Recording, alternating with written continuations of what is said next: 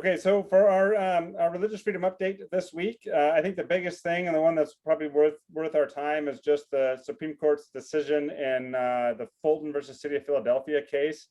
As you know, probably most of you know, that case involved a situation where the City of Philadelphia refused to keep contracting after about 5 decades with Catholic Social Services, because Catholic Social Services felt that it could not, consistent with its religious beliefs, certify same-sex couples. So no same-sex couple ever came to Catholic Social Services and was turned away, but if they had, they would have just been referred to many of the other organizations in the city who could have certified them to be foster parents.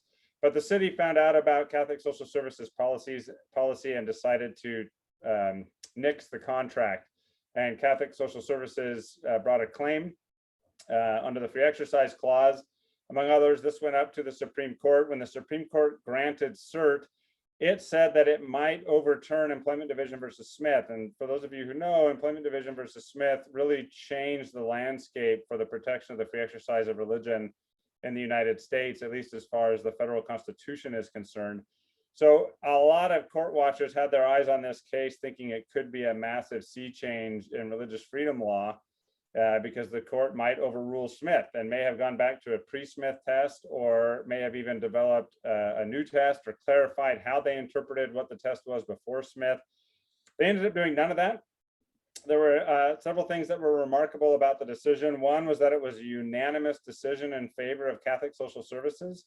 All 9 justices ruled that the case involved a situation where the city had a system of exemptions it could grant to its contracting, to its decisions as to whether or not it was going to contract with various groups. It had a system of exemptions in place, and because of that, its system required strict scrutiny.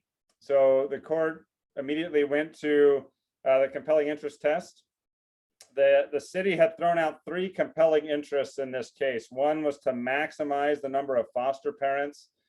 The court dismissed that in a sentence or 2, saying that surely if you wanted to maximize the number of foster parents, you would keep Catholic Social Services involved.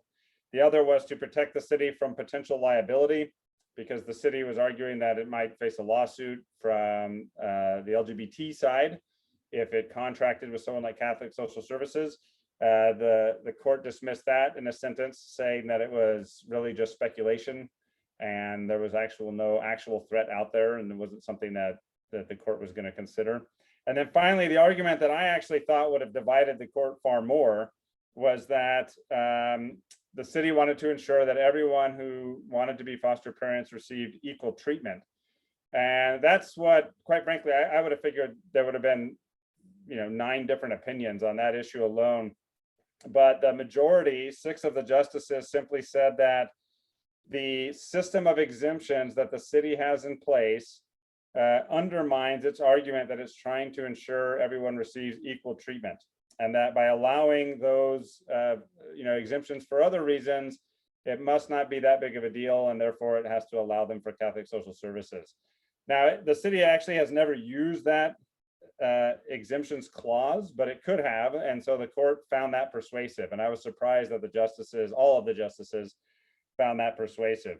So it was a major win for religious freedom, but we still have a complete lack of clarity as to really what the law should be regarding protecting the free exercise of religion, because what the justices said was that there was actually no reason. Now that they've had a chance to look at it, there was no reason to revisit or overrule Employment Division versus Smith.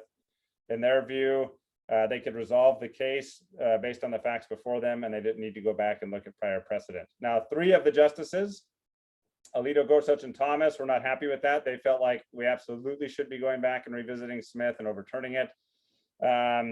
Justices Breyer and Barrett suggested that they would be willing to do that, but they had a number of questions that they felt needed to be resolved in order to revisit Smith, and they just didn't feel like it was necessary in this case.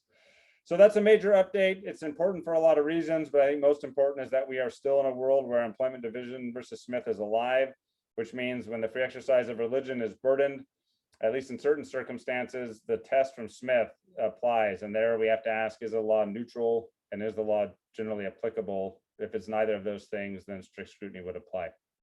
So does anybody have any comments they'd like to make on that? Otherwise, that would be our religious freedom update for the day.